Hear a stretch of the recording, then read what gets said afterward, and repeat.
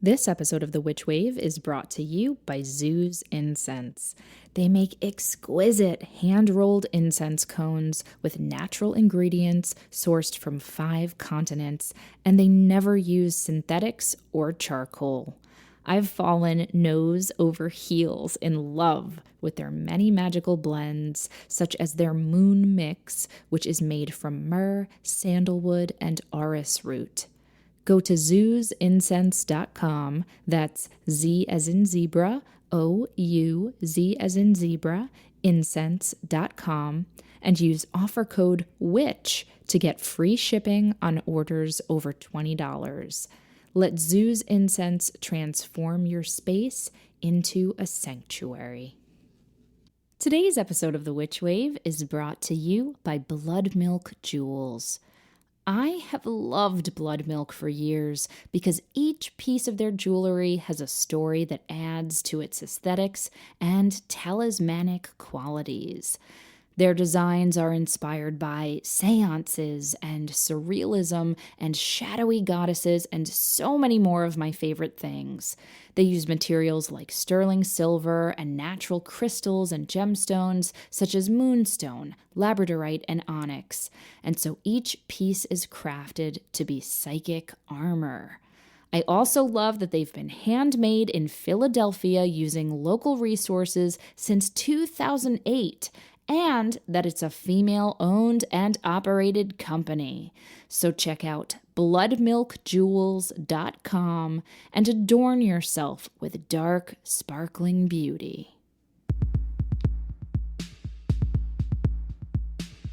The world is filled with bewitching people, and you might be one too. Welcome to the podcast where art is magic is real, and reality is stranger than dreams. I'm Pam Grossman, and this is The Witch Wave.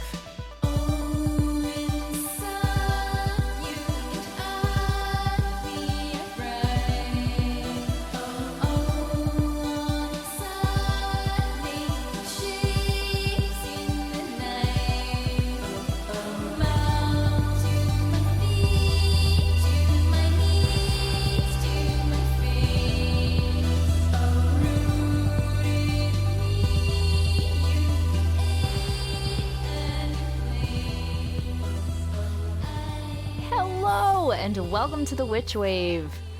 Ooh, Mercury retrograde is here and I am feeling it. And fair warning, you are going to be hearing some of it in today's episode too. Now, for those of you who don't know what the hell I'm talking about or what Mercury retrograde actually is, let me break it down for you. It's a time period when the planet Mercury appears to be moving backward. Now, this, of course, isn't what's actually happening. Planets don't reverse their orbits. But because of the way Mercury and Earth are positioned, a few times a year, as Mercury zooms past Earth, it looks like it's moving backwards relative to our planet.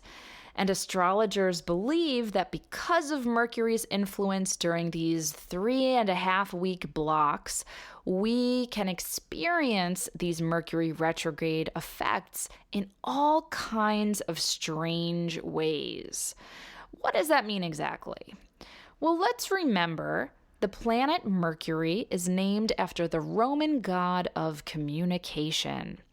In Greek mythology, he's called Hermes, and he's the fleet-footed messenger god who is also in charge of commerce and technology. So, as the theory goes, during Mercury retrograde periods, life is sometimes more affected with delays, miscommunications, technological hiccups or breakdowns, and other mishaps. It's a pain in the ass. Astrologers will tell you that you should avoid signing contracts during these time periods if possible, or to know that even verbal agreements that you may make right now may end up being subject to mistakes, mutations, or just not come into fruition at all. It can be really, really frustrating. But on the plus side, Mercury retrograde periods can also be really great times to look backwards in your own life or do the kind of work like editing or organizing or general regrouping. It's a really good time for self-reflection, and it's a time where issues or people from our past can resurface, sometimes in really delightful ways, or else in ways that might need revisiting or resolution. Now, if you're experiencing the effects of Mercury retrograde, or you're worried that you might in the future, don't panic. Just know that you may need to be a little bit more careful and thoughtful right now. Be on the lookout for mistakes. Double check your work, and then go ahead and check it once more. And most importantly, be patient with other people, with machinery, and with yourself. Mercury retrograde's message is for us to slow down and take stock.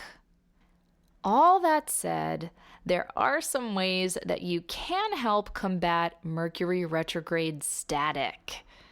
I've found that by appealing directly to Mercury himself, he can sometimes ease up on me during these periods. I have a Mercury dime necklace that I sometimes like to wear during these periods to honor him and to ask for a little extra protection. Now, Mercury dimes are actually Liberty dimes, but the image of Lady Liberty looks an awful lot like Mercury with the winged hat that she's wearing. In Hoodoo traditions, it's thought that these Mercury dimes bring luck and good fortune. I also have a figure of Mercury on my altar, and here's a little story about that. Some of you know that we have two cats, Albie and Remy, and our girl cat Remy is very into magic. Whenever I'm doing any kind of spellcraft or ritual, Remy is right there for it. Over the last few weeks, Remy has gotten into this new habit of walking on my altar to get to the windowsill, something she never used to do. In fact, I've had to rearrange some of my deities and sacred objects to make a path for her because, let's face it, Remy's a goddess in her own right. Now, when I started putting this episode together, Mercury had just gone retrograde on March 22nd, and I had all kinds of scheduling mishaps and time zone confusion and miscommunication with a couple of guests that I was planning on recording. And one of those guests was having major technology issues. He couldn't get Skype to work, and then he couldn't get Google Hangouts to work, and nothing was working. And to top it all off, while he was contending with this computer chaos, I was having trouble reaching him. And so I didn't know if the interview was still happening or not, and I was sort of spinning my wheels, waiting for him to let me know what was going on. Suddenly, it occurred to me to ask for Mercury's help. So I went over to my altar to have a little talk with him. And lo and behold, I noticed that my Mercury figure had been knocked over, most likely by Remy, and he was sort of wedged in a spot between the altar and my bookshelf, looking all kinds of sad. So I put him back upright in his rightful place, and I apologized to him for the accidental displacement and thanked him for his guidance in general. And then I asked him if he could please help with the communication mishaps that I was experiencing with this guest. And I kid you not, as soon as I did this, my phone buzzed immediately. And I looked and saw that this guest was finally getting back to me with a new plan. So give Mercury a little extra attention right now, and don't be shy about asking him for help, especially if something really important is happening right now around communication. This current retrograde period will be with us until April 15th, And then there are 2 more of them later this year, so it's a really good thing to keep in mind.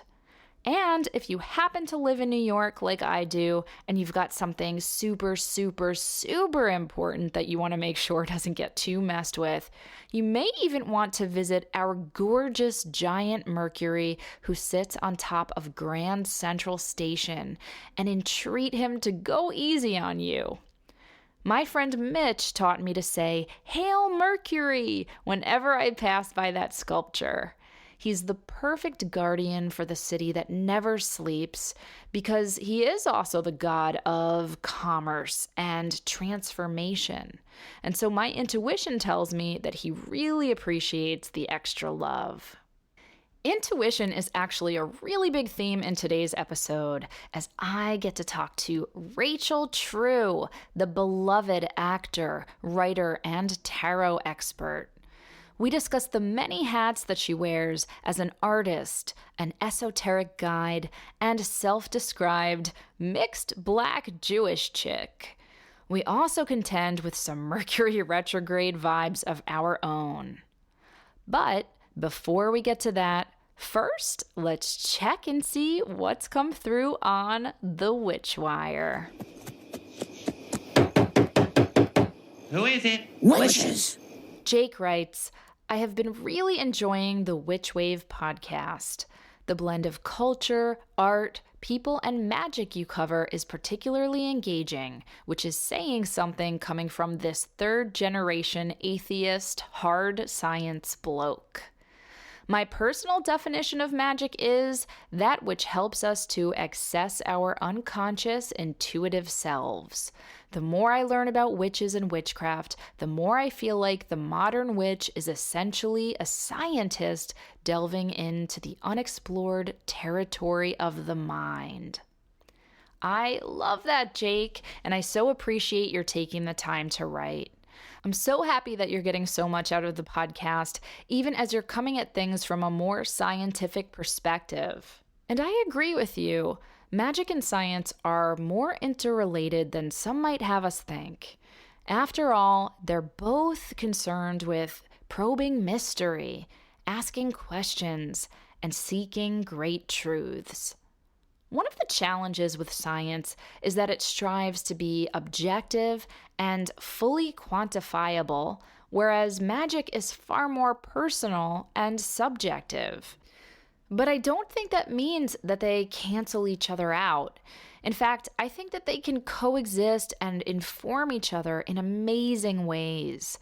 There are lots of examples of scientists who have had breakthroughs from dreams and rituals and other shamanic or transcendent experiences. And likewise, the things that we're learning about quantum physics, for instance, seem downright magical. All I know is this: even though magic is difficult, if not downright impossible to measure, it works, and I wouldn't bother with it if it didn't. And whether or not it's because it's allowing me to access my intuition and my unconscious, or because it's a placebo effect, or maybe it's actually doing something on a material, scientific level, I don't really care. I just know it brings immense meaning and beauty and powerful change into my life. And Jake, I hope it does the same for you. Now, on to my guest. Rachel True is an actor who many of you probably know from the 1996 cult film The Craft, an iconic movie about 4 high school witches that has gone on to influence generations of magic practitioners, goth kids, and fashionistas alike. She has also starred in such films as Half-Baked and Nowhere, as well as television shows including Half and Half. On top of all that, she's become a real leader in the space of wellness, who writes about health and healing at her site, Some True Things. And she's been a tarot reader for most of her adult life, yes, even before she starred in The Craft. She does readings via her business, True Heart Tarot, and she has a book coming out next year about intuitive tarot reading as well. It was a complete joy to get to speak with her about where she's been, where she's going, and how tarot has helped her along the way. Rachel joined me via Skype from her home in LA.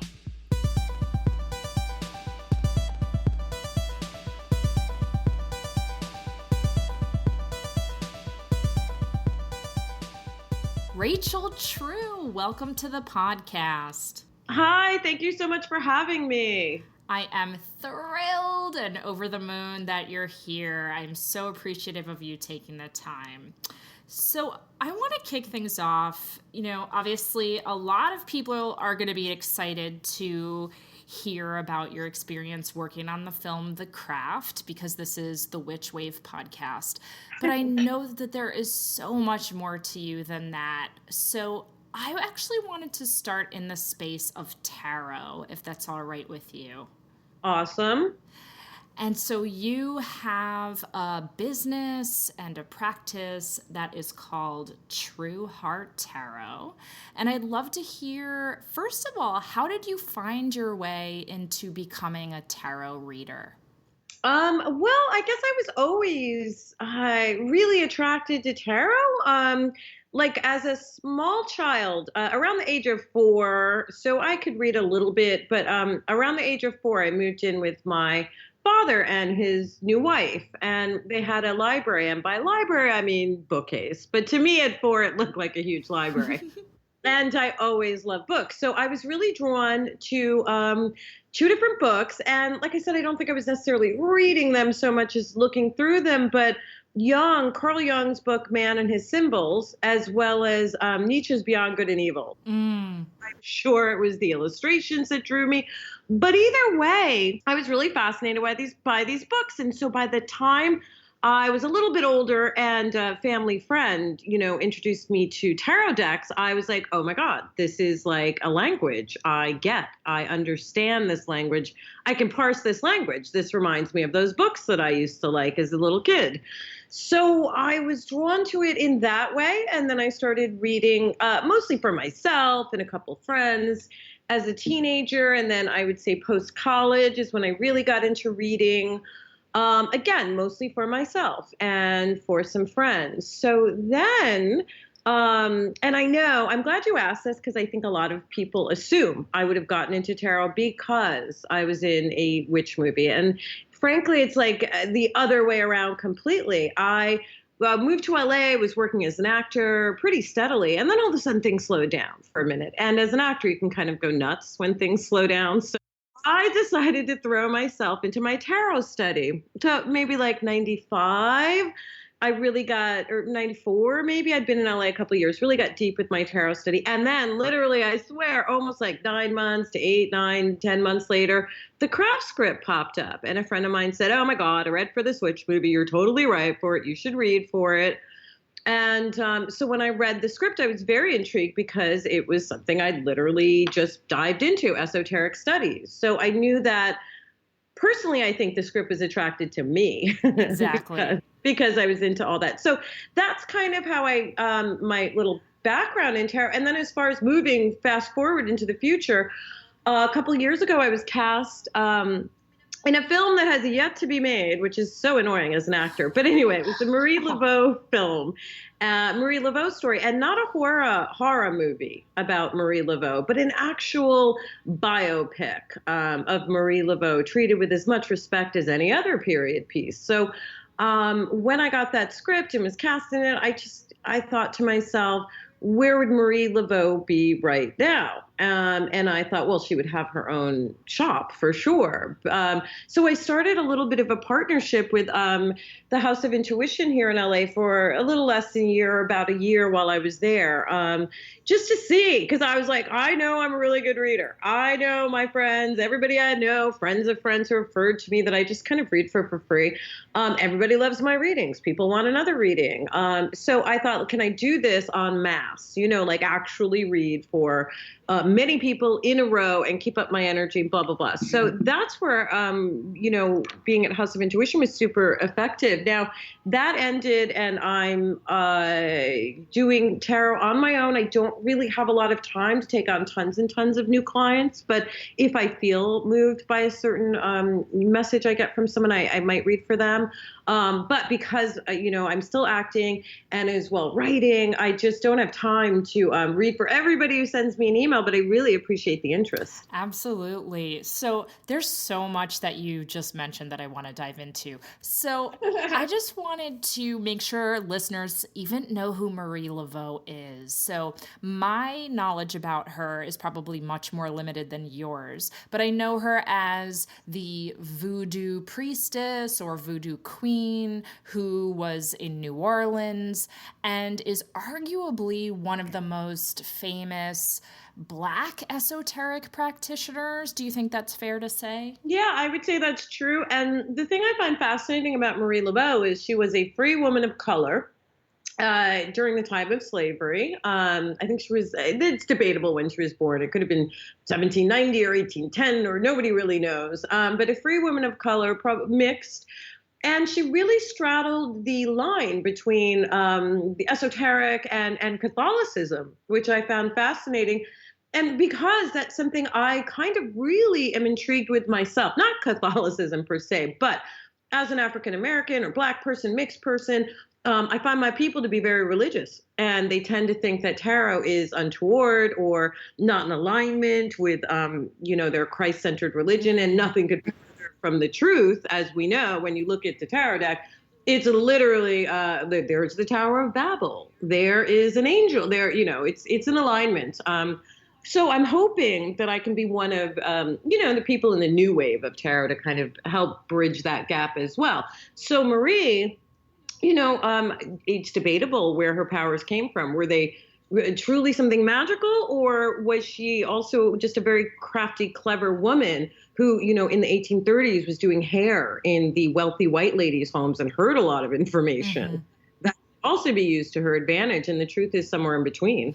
How interesting. The other thing I read recently about tarot is that the primary artist behind the Rider-Waite deck, or as it should be called, the Rider-Waite-Smith deck or the Smith deck. Was a mixed woman. Yeah, she looks mixed to me. Yeah, her name's Pamela Coleman Smith. Some people might know her as Pixie Smith. And so those tarot images that are so iconic and replicated over and over again were designed by her. And we know that she definitely lived in Jamaica for some time. I think people aren't 100% clear on what her background was. I guess if it's Jamaica, she's like Black and Irish, because there was a very big Irish overseer population in Jamaica at one point. Yeah, it's kind of why accents are similar when you listen to them. It's as an actor, I've studied accents. Jamaican and Irish, very similar. Yes. Yeah, she has such, similar to Marie Laveau, like a very mysterious path. I think she was actually born in England and then lived in Brooklyn and then lived in Jamaica. So kind of a winding road. Free-thinking bohemian woman, for sure. Absolutely. And I'd love to hear a little bit more about Jung, because he's someone that I love. And I also noticed you quoted Joseph Campbell on your website, who's another North Star for me. And I see those two men as operating in a similar space in terms of tapping into some universal collective unconscious. So what was it about Jung specifically that attracted you, and how are you incorporating Jungian ideas into your tarot? Well, I think, again, as a child, there's just, when I saw the images, the allegory, in let's say the original Rider-Waite is kind of designed to unlock things in you. And I love the Jung quote, the best way to predict the future is to determine how the present evolved from the past. So I might have mangled that quote, but that's the gist of it. And I quite like that because, in a sense, what I'm doing with tarot, yes, there's a bit of looking into the future, right? But again, I like to bring it back to something Occam razory, to like, here's something that we tangible that we can look at that happened in the past that helps predict your future. Now, I do think I use tarot absolutely to help stir and release my own intuition. So that's where it gets a little esoteric and mystical, because I personally believe we all probably communicated before language, through no words, right? Intuition and gut instinct and all of that. So I find that using these archetypes to help tap into what is really happening, the way that Jung did, something I might not even be thinking of, or that's buried in myself or the querent. I find the allegories very helpful. And I also think that to a certain extent, tarot and psychic readers and esoteric readers were quite often the therapists of their communities, of let's say lower income communities who couldn't and didn't have therapists at their disposal. So again, for me, it's not that I don't have a mystical take on it, but I really like the practical implications, because when I use it as a tool to unlock my subconscious, it helps me be able to sit with someone and read them without the deck, because I love that. it helps me zone into their energy. Yeah, like now when I read someone, I just did an event over the weekend in New Hampshire. So now when I read someone a tarot reading, I like to just actually zoom into their energy first and see what I pick up. So about 5 minutes or 10 minutes of it me just using my intuition before we even touch the deck to see what I get. And that's one way all readers can, start to learn to do that themselves, to kind of develop their psychic energy. Absolutely. As sidebar to one of the other projects that I'm working on that's tarot involved, and I'm not going to say the publisher yet because we haven't done the official announcement, but I sold how to develop your own intuition via intuitive tarot, how to learn how to use the tarot deck in a very practical way. I can explain, for newbies, usually, most likely, to learn to use the tarot inevitably to lead them to a place where they don't actually need to check in with the tarot reader or even the deck themselves. They can hone in their own intuition. So we're in the process of choosing illustrators right now. So I'll probably get a bunch of dings because I get to design a tarot deck as part of this project. So I'm culling through artists right now, and so they're pinging me about them. How fabulous. Well, first of all, congratulations. That's such exciting news. I'm sure everybody's going to be just thrilled to buy anything that you write because you have such an incredible just life experience. So that's exciting news. I hope that it resonates, because part of what we've done with this book is, the basics on how to interpret this card, right? Then also the relationship between the suits and the numbers attributed to the cards. And as a way to further explain it, I illuminate, let's say, the major arcana. So the Fool through the World, those 22 cards will have a personal essay, a memoir type essay attached to it, how that energy, affected me in my life. So as that'll be, my perspective as a Black African-American mixed chick coming up in the 90s, and a little bit of my manic pixie black girl dream girl thing, as well as my understanding of things today as a woman, because in the end, at this point, even though I feel super energetic and youthful, I'm still, I'm approaching full tilt crone, I think. So my perspective is very different than it was as a 20-year-old. Absolutely. Absolutely. I want to hear more about that. We're just going to take a quick break and we'll be right back. I adore House Witch Home and Healing. It's a modern metaphysical lifestyle boutique in Salem, Massachusetts. Yes, Witch City itself. House Witch sells handmade goods, witchy gifts, and work by local artists. But you don't have to be local to shop there because they also have an incredible online store.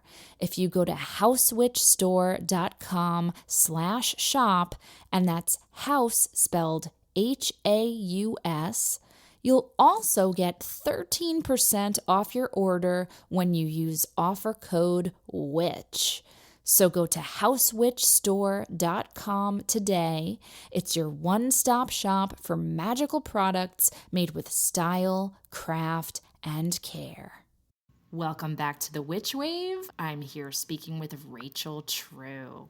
So Rachel, Hola. hello. So we were just talking about your exciting new book and a tarot deck that you're designing. I'm curious, when you're reading, whether for yourself and other people, do you have one specific deck that you love to use, or do you have a whole host of them?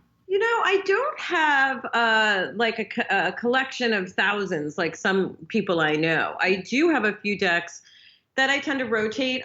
For myself, I'll use a variety of them depending on my mood. Usually when I'm reading other people, I'll sometimes give them a choice between a Rider-Waite variation, or there's an Egyptian deck that I really love from the 90s that I just found again last year on on eBay or somewhere, that I really love using now. And a lot of people believe that tarot came from Egyptians. That's not necessarily proven or true. They've really shown tarot cards to be perhaps coming from Italy. Mm-hmm. In medieval time period, maybe used as courting cards, a way to tell a story, maybe used as fortune telling cards. We don't know. They could be ancient. They could be 500 years old. We don't know. So I think it depends on the person. Occasionally, if I find someone super gentle, I'll occasionally whip out my Mother Peace deck because I think that's such a sweet deck in terms of delivering information. I've always loved that deck with the subtlety of the tilt to it, whether the energy, is being forced or is too passive. So, it just depends on my mood. Yes, of course. That makes a lot of sense. So I love that you came to tarot before you came to the film The Craft. And I promise we will talk about that film, but I want to talk more broadly about acting and perhaps acting as a magic practice. Do you see them as being related in any way? Well, I think there is absolutely a magic to storytelling and the effect it can have on others who are watching, So sure, I believe in sort of an everyday practical magic, I think. I'm not a per se a Wiccan or a pagan or any of those things, mostly because I don't like labels, I think. Do I have some witchy ways that people would think are, ooh, sure. But I don't prescribe to any one kind of thing. But yes, I believe in inhabiting another character when you're an actor, there's something truly magical about sort of sloughing off parts of yourself and incorporating something new, or looking through things through a new prism, of just perceiving the world. Yeah. It actually reminds me, there's a book that I was introduced to recently called The Way of the Actor by someone named Brian Bates. And this is a book for listeners who aren't familiar with it. It came out in the late 80s. And he basically compares actors to shamans. And if you'll indulge me, Rachel, I'm just going to read a couple lines from this. He says, "The shamanic actor in performance becomes not another person, but another class of being. And the being is not a fictitious character, but a spirit." And then he goes on to say, "The spirit, through the actor, gives access to visions, voices, mysteries, and deep truths." I love that. And I would agree with that, actually. But I also would say for anyone listening out there, whether you're an actor or not, anyone can achieve that state, right? Acting is just one way, a meditative state, if you will, to get into the place of being where you are suddenly vibrating higher, where you are connected to the collective unconscious, like Jung would say, Mm-hmm. So anyone can do that. It's not just actors or artists. I love that you're saying that, because I do think that actors are held up, certainly in today's culture, as being associated with celebrity. But as we know, so many actors are artists, and there are so many different ways to be an artist or be a spiritual or creative person. So I think that's a really generous way of putting it, Rachel. Well, I also love that. I think part of why, especially as I get older, why I'm even more drawn to tarot and branching out and becoming public with that, is because when you are an actor, by the way, you can achieve that state he's talking about. But when you're an actor in Hollywood, you can also become completely self-consumed. So, ego and all of that is you have to have a healthy ego to be a performer, because if you don't have your own back, no one else will.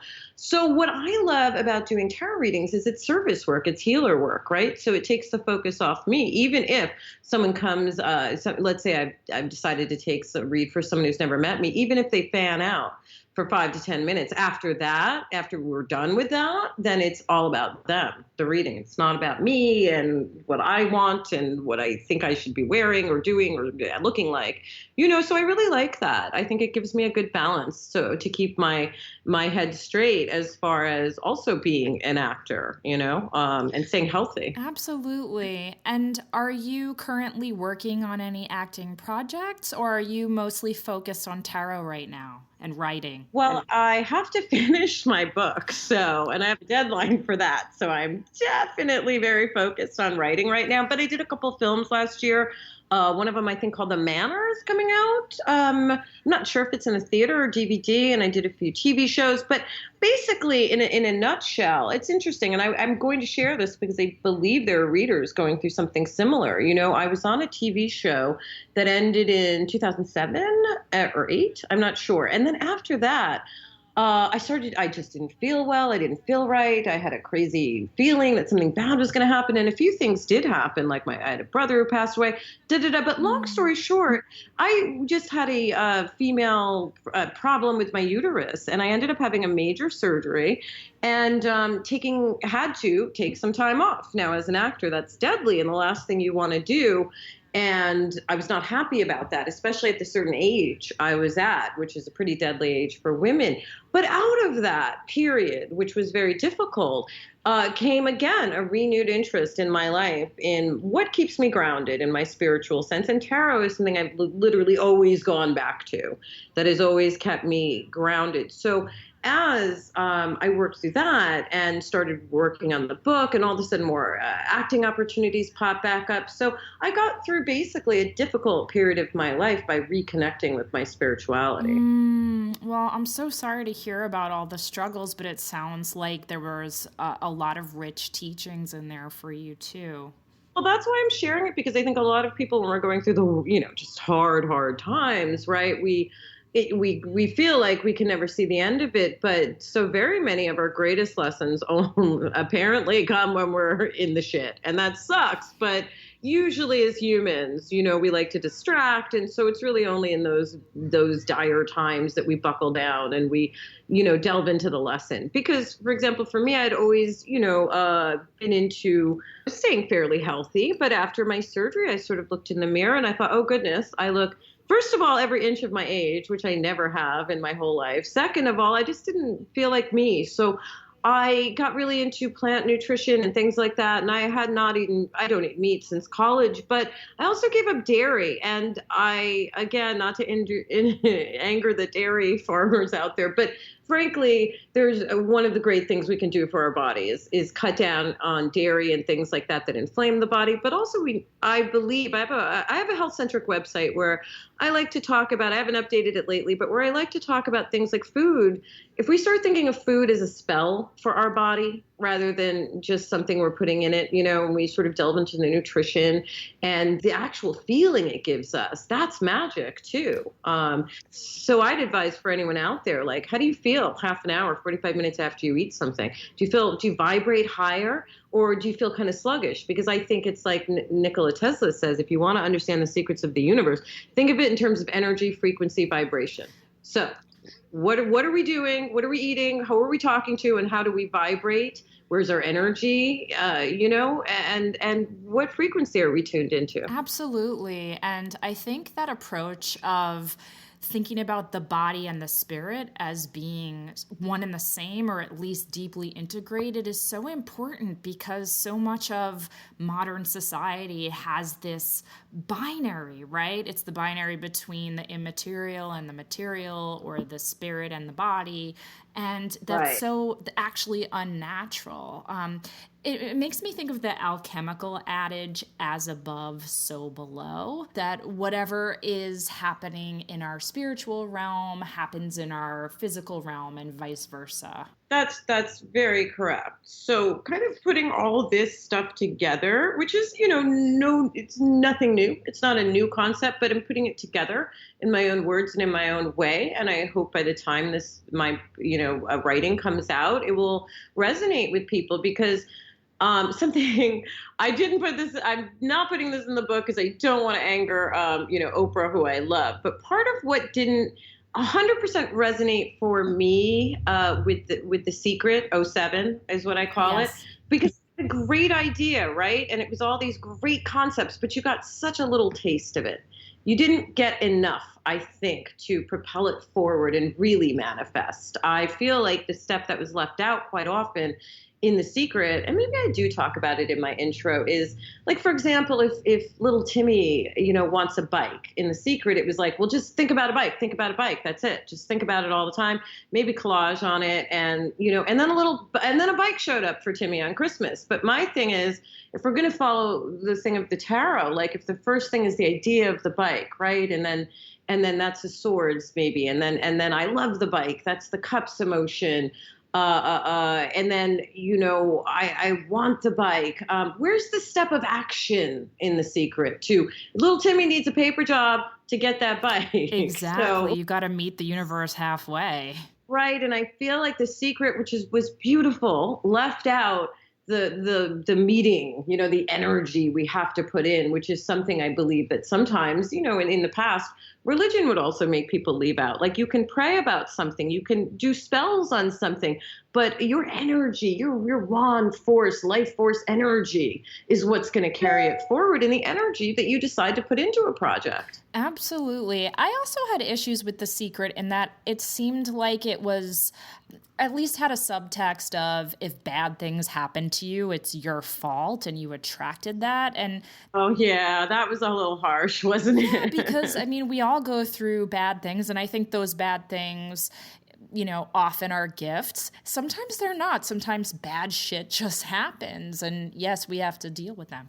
When I thought about The Secret, I kept thinking, yes, I understand what they're saying. Like, if I'm thinking very negative, crappy, anxiety-ridden thoughts, maybe I'm going to attract a dude to date who's also in that space. I get that on that level, but I also think, well, what about children born into the lowest untouchable caste system in India, right? Did they create that? Exactly. And maybe someone say it's karma, from a past life or familial lineage, baggage. I don't know, but I personally believe we can shift almost anything, right? We really can. So it's a matter of retraining the brain for most people. And that's like what I love to use tarot readings for. And I think sometimes people may think, the reader is going to solve all their problems with a sentence. But really, like anything, the information you get from a psychic reader or a tarot reader or an intuitive reader is then up to you to implement. No one can solve your problems for you without a little bit of your own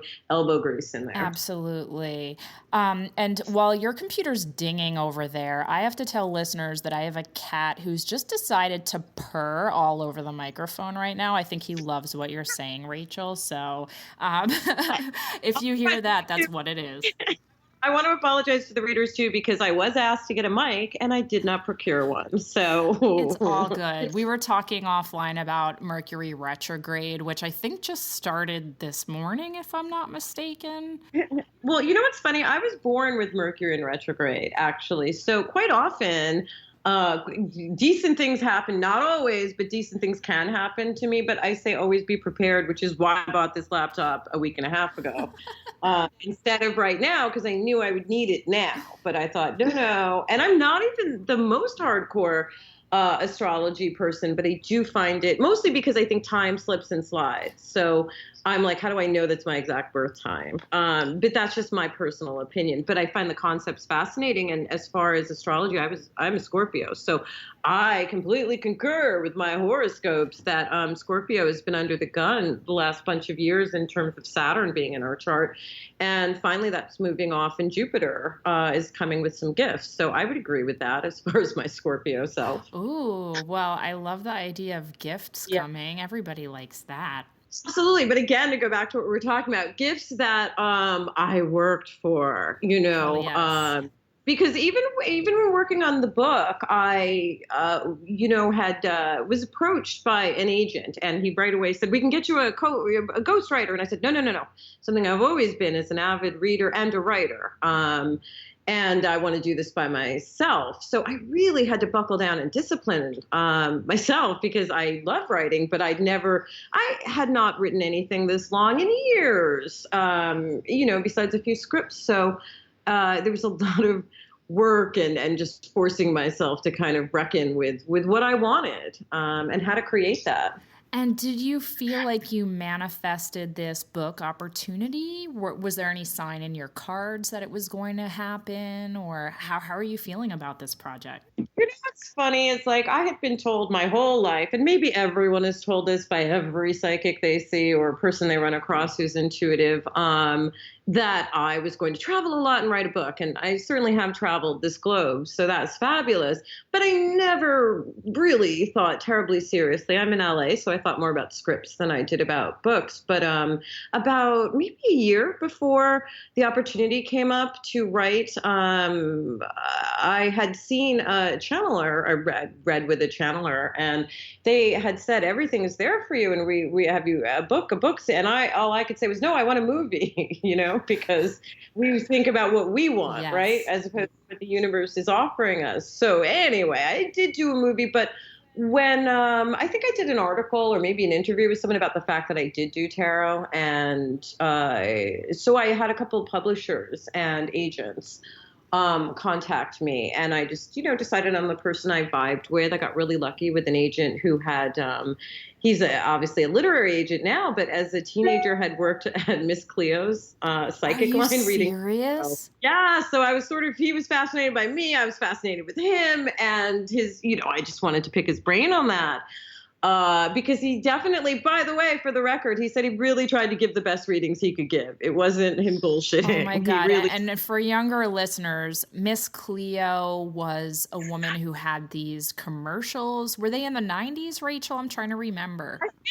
I don't even know if it was 80s or 90s, but I think she was a heavyset Jamaican woman, Miss Cleo's psychic phone friends, psychic network, and it all sounded like bullshit to me. It's a 900 number. That's right. And here's the thing. I'm very particular with my readers, and I think that people out there should be as well who are listening, whether you're thinking about joining a covenant, if you're a witch or whatever it is, you've got to really think carefully about who you're aligning yourself with, right? And what energy you're getting involved with. So for me, I am pretty choosy about who I go to, who I trust, because as people out there probably would agree, you've been to some maybe not the greatest readers. And I think it's important to develop your skills first before you decide. Just because you got a deck doesn't mean you should go charge people for a reading. 100%. Rachel, on that note, we're going to take another quick break and we'll be right back. You've heard me gush about Mithras candles many times before, and they love you guys so much that they're now offering free shipping if you use offer code WITCH at their website, mithrascandle.com. 2,000 years ago, in labyrinthine underground temples across the Roman Empire, the first beeswax candles were burned in secret rituals to the god Mithras. Now you can experience some of this mystery for yourself with Mithras candles. They're handmade from the purest golden cappings beeswax, and with that natural, subtle honey and floral scent, Mithras candles are the perfect illumination for the mysteries of your life. So go to mithrascandle.com, that's M as in magic, ITHRAS candle.com, and use offer code WITCH for free shipping today. Welcome back to the Witch Wave. Today I'm speaking with Rachel True. So Rachel, I imagine that being involved with an iconic film like The Craft is a mixed blessing, because 22 years later, I'm sure so many people still want to talk to you about that, and you've done so much since then. But if you'll indulge me, I would love to hear, how are you feeling about being involved in that film these days? I've definitely gone through different emotions with it, right? Because like when I got the script, which I had to fight really hard just to even get read for it. My agents thought I was too old, wasn't right. They weren't necessarily going to cast someone ethnic. They were all white girls in the beginning. My character, I think, was bulimic. That was her issue. When she was a white girl. So anyway, long story short, when I shot it, I was really stoked because I, really manifested this. Then maybe like 5 years or 6, 7 years after the movie came out and people were still talking about it, I was like, whatever. Like I've done like so many other things. And anyway, cut to now, 20 years, is it 20 plus years? It's 22 years. It came out in 1996, according to the internet. Oh my God, it just graduated from college into a really rough job economy. It can drink now. But all these years later, I actually really appreciate and love it. You know what I mean? I think most actors, because again, we're in our ego, we want to be known for our most recent thing or whatever. But I kind of adore the fact that I've been in a bunch of culty things. Like I think The Craft, Half Baked, which is stoner comedy with Dave Chappelle. And then there's a Sundance indie Gregor Rocky movie called Nowhere that are all really big cult things that I can literally go anywhere in the world and have an indie filmmaker strike up a conversation with me, or have a Wiccan offer me a hemp bracelet, or a stoner give me a joint. And so I'm like not mad at any of those things, right? Like in the end, I appreciate that all these years later, people, respond to it as I do. I've done a few conventions where you meet people who are still into the movies and stuff. And as I say to them, like, if it wasn't for them still loving and digging the movie and the concepts, people wouldn't be watching it. It wouldn't be on TV all the time. So that's awesome. And also it's a lesson in manifesting, because when I first moved to LA, so early 90s, right after the riots, Heathers, that movie Heathers, which is a really cool old movie that people should watch if you've never seen it, with Winona Ryder. Heathers was on TV, I think, all the time at that point. Like every other weekend, Heathers was on, because there just wasn't as many channels, by the way, people. So just noticed when something was on TV all the time. So I remember moving to LA and thinking to myself, yeah, I really want to be in a movie like Heathers, like something that people just love. They still love years after it's over, and like it plays on TV all the time. And you know what? I got that. So the lesson, I think, is always aim higher, right? Like keep it going. But I've also, like I said, manifested plenty of things. Like I starred in my own TV sitcom where I was #1 on the call sheet, which, there's not that many black chicks who can say that, at least at that point. So I loved being silly and throwing myself around on the floor and doing physical comedy in a sitcom. I loved with The Craft that it was touched on things that at least Fairuza and I were genuinely interested in. I don't think Nev and Robin, it was nothing other than an acting job, but Fairuza and I were genuinely interested in the subject matter. So for us, it probably carried more weight. Absolutely. And I was reading that there was a high priestess who was a consultant on the film, and there were a lot of magical goings on that happened. Are those true stories? Those are actually all true stories. And I think I thought it was pretty awesome that straight away we were introduced to Pat Devin. And I have that kind of weird memory where like I can't remember what I did yesterday or that we had a meeting at 1. But like I remember her name, Pat Devin. And she was our Wiccan consultant. And Fairuza and I both went to her Coven's Beltane Festival. Beautiful. Celebration. So that was really interesting. And, I still have all my books that I bought when I was, working on the film. So there was, as silly as the movie is, as much as I know some hardcore pagans and Wiccans just detest it because it's a silly Hollywood movie and, special effects or cheesy, all of those things, I think we tried, more so than we weren't trying to make fun of it, right? And I think the analogy that I love about The Craft, which I overheard the director Andy Fleming telling on an NPR thing, was that there's a series teenage girls, right? We're coming into our own, and our it's the witchcraft is really an analogy for their burgeoning sexuality as well, right? And coming into their own powers. Like if you notice, our skirts get shorter as our powers get stronger. And I think teenage girls have always been feared, right? So I think I see why it tapped into the zeitgeist. I'm shocked people still watch it now. Every time I talk to like a 17-year-old, I'm like, so you don't mind that we don't have cell phones? Like, we don't even have pagers. And they're like, what's a pager? And I'm like, never mind. Exactly. Well, I actually watched it again recently, and I had a really different perspective on it as an adult. I'm in my I'm 37. Is that mid-30s, late 30s? Yeah, like, what is the difference in your perception from when you first saw it to now? Well, when I was a teenager, I was scared of the film. I've always been, ironically, like, as much.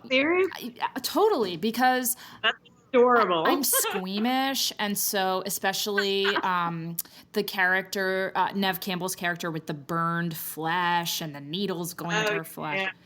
Yeah, so that upset me. And, I am a practitioner. I identify as a witch, and I have since I was a teenager, if not earlier. So my experience with witchcraft, certainly some unsettling things have happened, but never anything evil. And but were you like me in the sense that, like, even as a small child, and this is why it was natural I went to tarot, even as a small child, I would be able to like say the one sentence to peers or grown-ups that seemed to like really fucking cut to the heart of the matter or eviscerate or just sort of shake them up. And I didn't know what that was about. Even the other day I went up to someone and I was like, oh, hey, nice shoes, dude. I bet you wish they had more arch support. And he's like, how do you know that's the first thing I say every time I put them on? And I'm like, I don't know.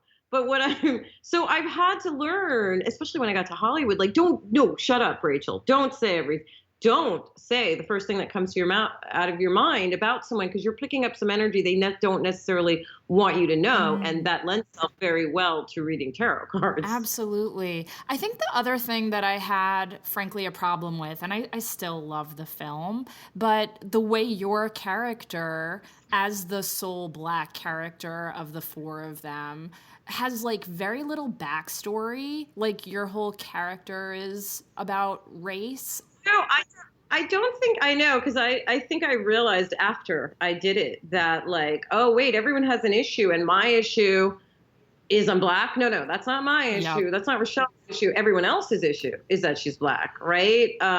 So it was interesting, and we did shoot a scene with parents that got cut. And I remember in the scene, my parents who didn't have any dialogue were like, "Can you get us a line?" And I'm like, "People, I'm barely in this myself, you know." But yeah, times have really changed. Like, again, when we did the publicity junket for it, I was not invited on it, and that would just never happen today with a group of four girls. Are you serious? I'm totally serious. I was lucky enough that Neve, at least for one of the legs, was like, hey, producers, like, why isn't Rachel? So Neve Campbell, who's on a TV show at the time, had more weight than I did and had me included on one leg of it. And again, I don't think they were necessarily like, we're not including Rachel. Like, it wasn't that. I think it was dollars and cents in their mind. I think they were literally like, oh, Black people aren't going to see this movie. Oh, period. My God. So the other three of them were included and not you? Yeah, totally. And, it's funny, I brought that up to the group of them when we did a thing. It was me, Robin, and Neve and Andy a couple of years ago. Frieza couldn't make it to a screening. And, the take on it was sort of like, gosh, you talk about being Black a lot. And I wanted to be like, fuck everybody. So this was right before this whole new consciousness came up, right? Yeah. So these are lovely, lovely people who are all very conscious and aware. But it once again reminded me, like, oh, right, I am the Black person. That's right. Mm-hmm. Like, and if I talk about this, I'm the Black person talking about Black stuff. And now that I'm a grown-up Black lady, I'm the angry Black lady talking about stuff. So, that's some of the stuff that will be included in my memoir part of the tarot book. And, talking about just different kinds of how this energy and all of that has played out through the major arcana of my life, Oh, I think it's so important. I know I have a lot of listeners from all different lived experiences, and it's something I'm very conscious of as I'm booking guests, is wanting to make sure there's all different perspectives that are represented. Just in general, I think it's more interesting and it's important to do, but it means so much for listeners and readers to be able to, I think, see themselves and relate to, people who have their experiences. That's why when you asked about, like, oh, is it like kind of, is it annoying to still be known for the craft? You know what? On the level that, like, I was a brown girl in that movie, which in the 90s movies were kind of separate. It was like a black teen movie or a white teen movie. You know, there aren't black kids in John Hughes 80s movies. There's an Asian boy here or there, but which is, I suppose, more acceptable then. But to have been that for people, to have little black goths or just girls who even tinkered in it, whoever, to come up to me and say it was so amazing to see someone who looked like me or thought differently or was an alternative means the world to me, you know, because I didn't know, like when we were living through the 90s, we didn't know we were living through a moment, right? We just were living it and living our lives. That's it. We didn't know people would be sort of fascinated with it now. So all of that is amazing to me. And, you know, to have a little teeny tiny blip of a mark on pop culture is great. You know, makes me feel awesome. Oh, it's spectacular. On that note, are there any black magicians or witches who have meant a lot to you personally, in addition to Marie Laveau? You know what? I'm not going to bullshit you, to be totally honest. Up until, you know, when I was coming up, so let's say the 80s, right, in the 90s, the internet just was not what it was today. So today you have access to the Hood Witch, whose feed I love on Instagram. She's so and great. Twitter. She was actually our first guest. I love her. She's amazing. And she's, you know, a bruja and a real witch and blah, blah, blah. So to be able to connect with people like that online and all the other people out there, and there's way too many to know. I will mention, I'm spacing her thing, but Naha, I think you can find her information from House of Intuition's Instagram feed, Naha, and I'm pretty she has a number after it, but she's an amazing healer. She's actually not a woman of color, by the way, but I'm suggesting her because if you're in the LA area, I believe she's truly magic. You know what I'm saying? Out of a lot of people that I've met, I'm going to recommend her. But back to women of color, there weren't that many. So for me, being interested in this stuff, I was, you know, a bit of a pariah and an outcast and never brought it up to other people of color. So for me as a Gen Xer, it's really exciting to discover new people and new women of color, especially because I'm a lady, to find them. Although, you know what I find interesting, you know, quite often is terms of identity. Like when I wake up in the morning, first thing I think or I'm conscious of is that I'm a sentient being, right? Like that's the first thing is that I'm thinking I'm a sentient being. And then the second thing is I guess that I'm female, maybe. I don't necessarily feel it, but and then lastly would be, I suppose, my color. And so I found that to be interesting because a lot of people of color will talk about how the first thing they feel is black when they wake up. And I just kind of feel like a conscious being. Yes. I feel all those other things once I'm slightly more awake, by the way. See, that's so interesting. And so much of it, too, it's like the language we learn to use about ourselves based on what other people identify us as. Sure, exactly. I think it's all very interesting because I am kind of one of those people who does kind of think of a lot of things that have been put on us, our social constructs, right? I mean, even this, and I'm going to speak on this, you know, I've just noticed there's a big divide, right, between black and white feminists. And at first I was like, I don't get it. And then I thought about, you know, just being a kid and realizing, I kind of get it now because ultimately the feminist movement of the 70s was not entirely a white women's movement, but a lot of people of color were already in the workforce, right? So they weren't necessarily fighting for the right to work. So there was like we were fighting for the right not to work. So there was a little bit of a divide in there. And then I think on an unconscious, subconscious, collective conscious level, there's still, to me, some familial lineage stuff between white and black women in terms of Americans and slavery. You know, maybe I felt it more because I came up in, you know, I was going to like NYU in the 80s. And I was such an anomaly to most of the white people. Like I had grown up in an all white area with a white parent. So to me, it was nothing new, but they were they'd never been around a person of color before. And I realized there was a lot of underneath stuff that maybe needed to be talked about, discussed, or let go of, right? Whatever it is. Absolutely. And I feel like some of that work is happening now, even as it's not the most comfortable conversations to be having. At least we're having them finally. Absolutely. Absolutely. I completely agree. And I also would say to the, you know, millennials and younger, everybody coming up, I think, now that I'm a grown-up, I'd say, you know, engage in dialogues with your parents or your grandparents or whatever, and also try to have a little understanding that for example, Gen X. I mean, I was taught this is just the way it is, that men get paid more. But wait, hey, I'm 7 and I think that sucks, you guys. I think that's really, yep, but it's just the way it is. It's just the way it is.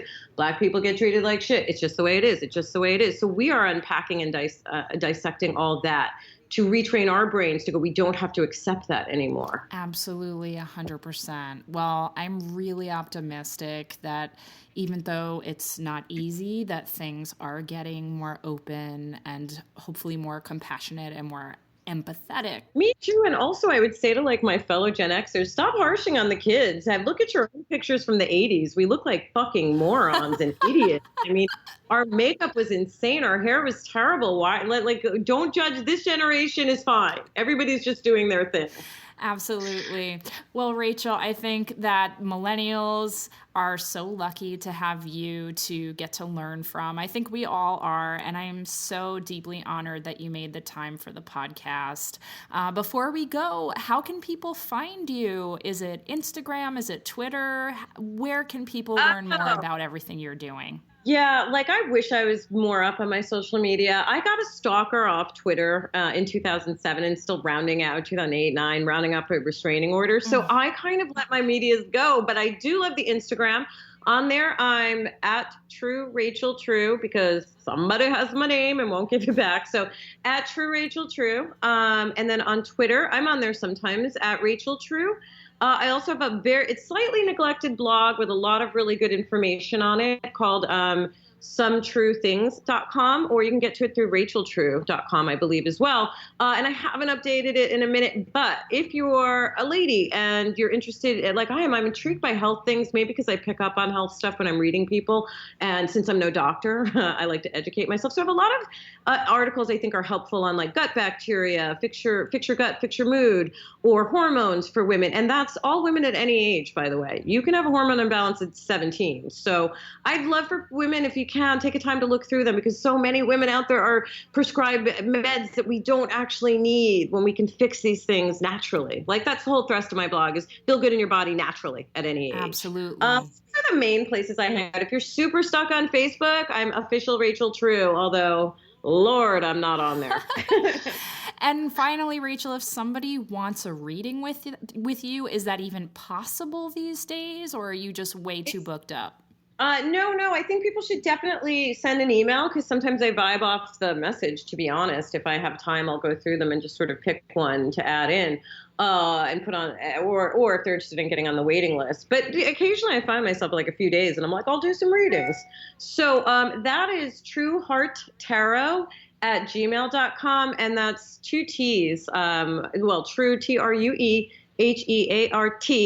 TAROT. So truehearttarot@gmail.com. That's the best place to hit me up, because like when you send me Instagram DMs, there's too many of those. So just send an email there. Sounds great. And I imagine Instagram is where we'll hear about your book when you're ready to announce the title and release date. Is that correct?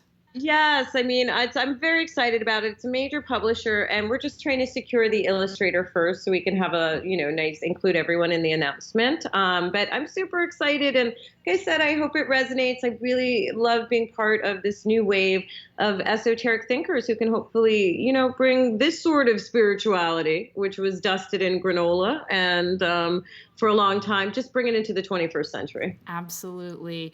Rachel, congratulations again on your book. Best wishes on all of your endeavors. And thank you again for being on the Witch Wave. Thank you so much for your asking me. Take care. Bye. That's it for the show. Thank you again to Rachel True for joining me. She is such an inspiring human, and it was so wonderful to connect. Do you have questions, feedback, need some witchly advice, or just want to let me know about something magical that happened to you recently? Go on ahead and drop me an email at witchwavepodcast@gmail.com. I'd love to hear from you, and you might make it on the Witch Wire. The Witch Wave is produced and recorded by me, Pam Grossman. This episode was edited by the sonic goddess Chiquita Pascal. Thank you so much, Chiquita, and by me. Our theme music is by Lycanthia. Special thanks go to Dianca London Potts and Matt Freeman. You can check out information about this and other episodes on our website, witchwavepodcast.com. Please subscribe to us on iTunes and give us lots of glittering stars. It makes a huge, huge, huge difference. It really, really does. You can follow us on Twitter, Instagram, and Facebook. And if you have an iPhone, I really think you'll love my witch emoji for iMessage. Fill your texts with images of witches, spellcraft objects, and magical symbols in a variety of skin-toned genders and colors by searching for Witch Emoji, all one word, in the App Store, or by going to witchemoji.com. Thank you so much for listening. Witches are the future. I'll catch you next time on The Witch Wave.